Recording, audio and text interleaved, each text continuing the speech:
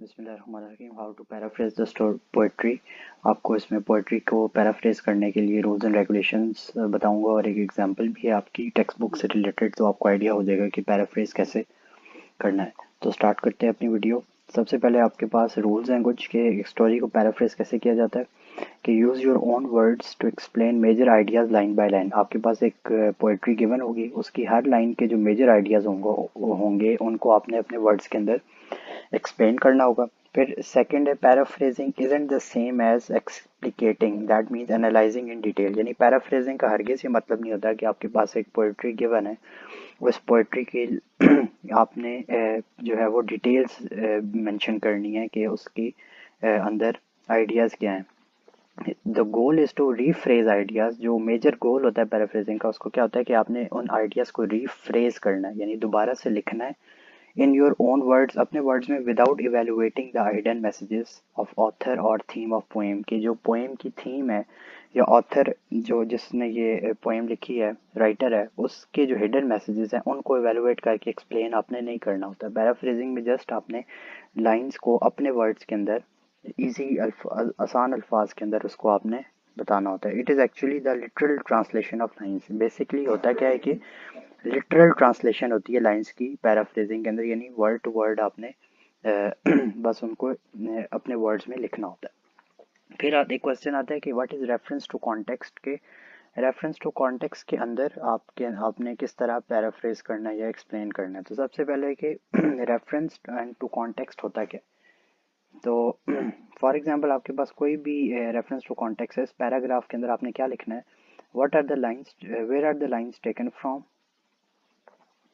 यानी आपकी जो लाइंस हैं वो कहाँ से ली गई हैं, पोएम के किस सेक्शन से ली गई हैं, हु इज़ द ऑथर, उस लाइन का, इस पोएम का ऑथर कौन है, इस राइटर का, ये राइटर कौन है, summary of the whole theme, यानी आपके पास जो एक पूरी पोएम की या स्टैंजा की एक थीम है वो आपने उसको समराइज करके कम अल्फाज में, छोटे अल्फाज में लिखना होता है। हु सेड टू होम, कि किसने किससे क्या बात की है, क्यों कही है और कब कही है, एंड वेयर।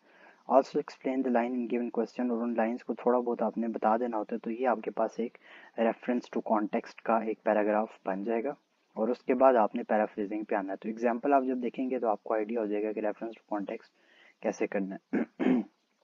देखें आपके पास एक स्टैंजा है, the world is too much with us, poem से मैंने लिया है। तो उसके अंदर स्टैंजा, पहला स्टैंजा मैंने आपको दिया, the world is too much with us late and soon, get in spending we lay our waste our powers and up to from this everything we are out of tune। पहला stanza मैंने ले लिया।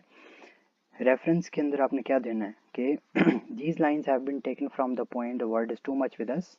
ये lines जो हैं ये word is too much with us poem से ली गई हैं, रिटन बाय विलियम्स वर्ड्सवर्थ, इस राइटर ने इसको लिखा है। तो ये आपके पास एक रेफरेंस बन गया।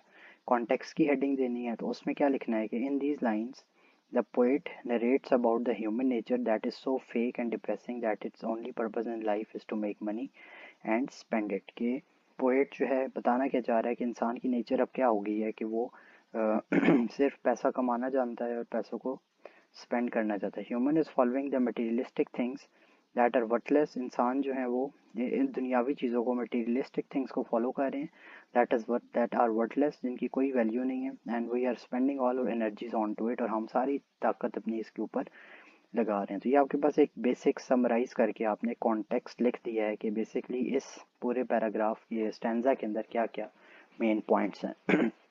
एक्सप्लेनेशन जब आप करेंगे तो एक्सप्लेनेशन में फिर आपको फुली एक्सप्लेन करना होगा उस स्टैंजा के बारे में कि क्या मैंने कुछ आइडियाज़ दे दिए हैं, बाकी फर्दर अगर आपने कोई आइडियाज़ ऐड करने हैं तो आप कर सकते हैं। जैसे कि in this line the word describes the word is making people follow the materialistic things in trend of attaining the worldly things that is making us blind towards nature.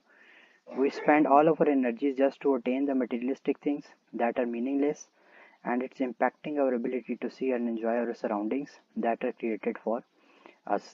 This made people insensitive to see nature's beauty. Even the seas are wide open to enjoy the nature and absorb the moonlight and enjoy it to the fullest. The winds roam around the nature and make howling sounds, showing that they are enjoying the nature and exploring it. But we are gathered like sleeping flowers, who are nothing more than dead and blind to nature around us. We seem out of tune and balance. This nature has created for us, and that is disturbing. ये एक मैंने एक general एक explanation दे दिया stanza की, आप अपने ideas को भी बीच में ऐड कर सकते हैं। एक्सप्लेनेशन के अंदर आपके पास फुल्ली इजाज़त है कि आपने फुली एक्सप्लेन करना है, जितना मैक्सिमम आप उस स्टैंजा को कर सकते हैं ताकि आपको ज़्यादा मार्क्स मिल सकें। तो आप इसके अंदर अपने फर्दर आइडियाज़ भी डाल सकते हैं। इन्हीं लाइन को अगर आप एक्सप्लेन कर देंगे तो आपके अच्छे मार्क्स आ सकते हैं। नेक्स्ट चलते हैं अब हम फाइनल पैराफ्रेजिंग पे। पैराफ्रेजिंग के अंदर आपने जस्ट उन लाइंस को एक एक दो दो लाइंस के अंदर एक्सप्लेन कर देना है, कोई उसकी एक्सप्लेनेशन नहीं देनी। जैसे कि we इंग्रेड ourselves in words materialistic things and to attain these things we spend all our energies and earning and spending, and nature that has been created for us has been become the worthless thing. We don't see what has been created for us to enjoy. We have given our hearts to things completely that are worthless. We see good in every bad thing and bad in every good thing. Even the sea enjoys the nature to fullest by opening up its heart to moon absorb maximum light. Even the winds howl the time and enjoys the nature. अब देखें, इनको मैं explain नहीं कर रहा, सिर्फ उन्हीं lines को इजी वर्ड्स में लिख के सॉरी आपको बता रहा हूँ। And we are up gathered like dead flowers, we are blind to nature, we are so out of balance, the balance that has been created for us to enjoy the life. तो मैंने क्या किया, उन्हीं lines को अपने words के अंदर एक एक दो दो लाइन में एक्सप्लेन करके पैराफ्रेज बना दिया। तो एक्सप्लेनेशन और पैराफ्रेजिंग में आपको थोड़ा डिफरेंस फ़र्क महसूस हो गया होगा कि एक्सप्लेनेशन में आपके पास कोई वर्ड्स की कैद नहीं है, आपने जितना एक्सप्लेन कर सकते करें। पैराफ्रेजिंग में आपने क्या करना है, उस उन एक एक लाइन को उठा के अपने वर्ड्स में लिख के तो बस बता देना है। तो ये आपके पास पैराफ्रेजिंग है। इसी तरह का इसी पोएम का स्टैंजा 2 आप खुद प्रैक्टिस कर लीजिएगा और मुझे कमेंट सेक्शन में ज़रूर बताइएगा कि आपको क्या चीज़ अच्छी लगी, क्या चीज़ बुरी लगी, ताकि फर्दर हम वीडियोस को इम्प्रूव कर सकें। टिल नेक्स्ट वीडियो, अल्लाह हाफिज़।